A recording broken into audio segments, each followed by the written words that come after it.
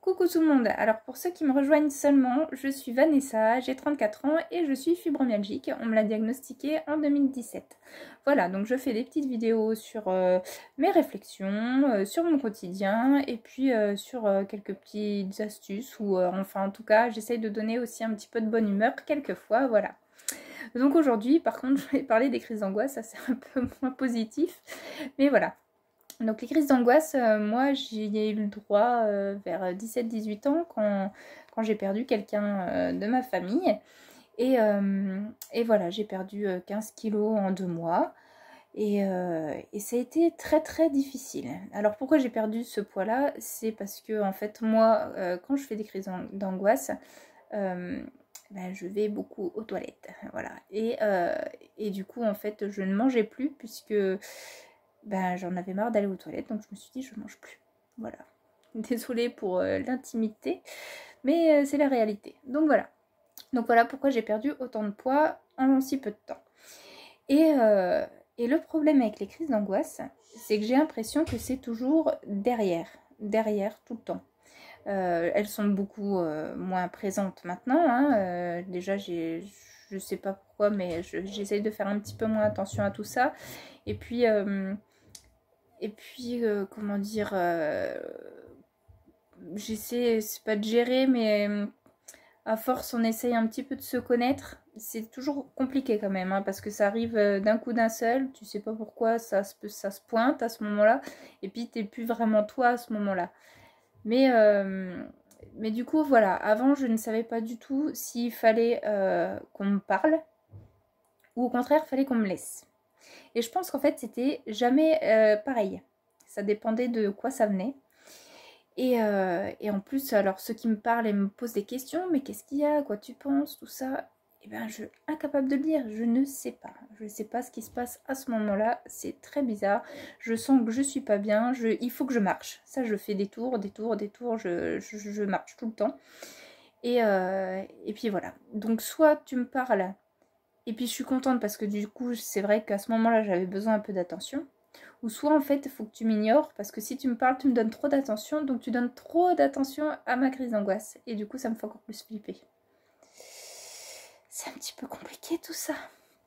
Voilà, mais moi-même je ne savais pas exactement ce qu'il fallait faire. Maintenant j'ai un peu plus compris que voilà, il faut que je sois un petit peu seule, que j'essaye de réfléchir à autre chose, de penser à autre chose, de penser au positif, et puis que je marche aussi. Et souvent ben, il faut que ça m'est arrivé au travail.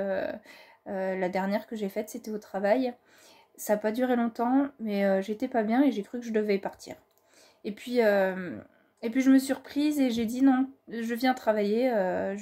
Puis au fur et à mesure, en fait, ça c'est parti. Donc j'ai eu quelques techniques quand même. Voilà, j'ai regardé quelques petites techniques pour essayer de calmer ces crises d'angoisse.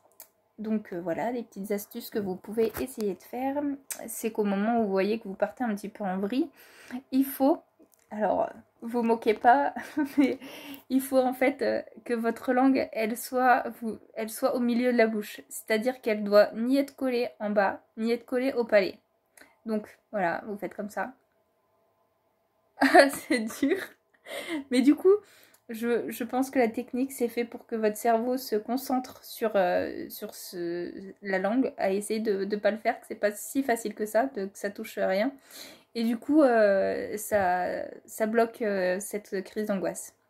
Ce que vous pouvez faire aussi, c'est à ce moment-là, vous essayez de trouver tout autour de vous, dans la pièce où vous êtes, il faut que vous trouviez à peu près 5 choses de couleurs différentes. Donc c'est pareil, vous allez chercher et en fait ça guide votre cerveau ailleurs et puis la crise d'angoisse part. Voilà, c'est les petites astuces que je peux vous donner. Mais je sais que c'est vraiment pas facile. J'ai eu beaucoup de psys et tout ça qui ont... je sais pas, je ne pourrais pas dire que ça m'a plus aidé que ça, j'ai pas l'impression du tout. Par contre, j'avoue que l'hypnose, ben écoutez, ça m'a aidé là-dessus aussi. Voilà. Donc moi, je suis désolée, mais j'adore l'hypnose. J'en fais pas tous les 4 matins, mais c'est vrai qu'à chaque fois, si on me demande quelque chose, qu'est-ce que tu fais pour que ça aille mieux? Qu'est-ce que tu fais pour t'endormir? Qu'est-ce que tu fais ou qu'est-ce que tu conseilles? j'avoue que c'est souvent l'hypnose. Voilà, donc je vous ferai après une autre vidéo sur l'hypnose pour vous parler un petit peu des séances, parce que je sais que des personnes ont peur. Donc je ferai ça, je vous expliquerai un petit peu comment ça se passe. Voilà, donc voilà pour les crises d'angoisse. Je pense qu'on est tous sujets à ça, j'ai l'impression. Si je me trompe, c'est pareil, hein. Vous pouvez me laisser des commentaires, il n'y a pas de souci, vous mettez des commentaires, moi je réponds généralement, mais en tout cas je les lis tous de toute façon. Donc vous pouvez faire ça. Et puis voilà, les crises d'angoisse, ben, c'est vraiment quelque chose de très très difficile. Au moment où j'en avais eu quand j'étais plus jeune, bon, on m'avait donné des antidépresseurs, mais c'est vrai que à 17-18 ans, c'est difficile de commencer à prendre ça. On m'avait conseillé d'arrêter tout de suite, donc c'est vrai que je l'ai fait, j'ai arrêté, je voulais pas être là-dessous tout de suite. Et voilà, et après, c'est vrai que ben, je sais que ça peut arriver. Et après, mais c'est vraiment quelque chose, c'est vraiment un cercle vicieux, c'est que après, c'était vraiment une peur que j'avais peur d'en faire au moment-là. Et en fait, à chaque fois que j'avais un truc de prévu qui était agréable, que je savais qu'il fallait que j'apprécie ce moment-là, les moments famille, les vacances, les trucs comme ça. Tous ces moments-là, en fait, ça me faisait flipper parce que je me suis dit, tiens, ça se trouve, je vais faire une crise d'angoisse à ce moment-là et comment je vais faire? Je vais tout gâcher, voilà. Et puis pareil, quand c'est par exemple les transports, je peux pas. J'ai beaucoup de mal avec ça, que ce soit train, avion, bon, avion, n'en parlons pas, j'ai le vertige. Voilà, train, bus, en fait, quand c'est pas moi qui gère, ou alors si je suis pas avec une personne de confiance, donc avec mon mari ou quelqu'un qui me comprend à peu près, ça va pas. Donc il faut absolument que je sois voilà, avec quelqu'un, souvent en voiture, et puis il y a quelqu'un qui me comprend, parce que si je vais pas bien à ce moment-là, si j'ai une crise qui arrive, une crise d'angoisse qui monte, et ben je veux pouvoir m'arrêter, je veux pouvoir essayer de gérer tout ça, et voilà. Voilà pour les crises d'angoisse, enfin les miennes en tout cas, je pense qu'on n'a pas toutes les mêmes, tous les mêmes. Mais voilà, je pense que ça fait partie aussi un peu de notre personnalité. Et j'avoue que c'est bien dommage. Voilà. Donc essayez les petits conseils que je vous ai donnés. Et puis vous me direz si ça a fonctionné.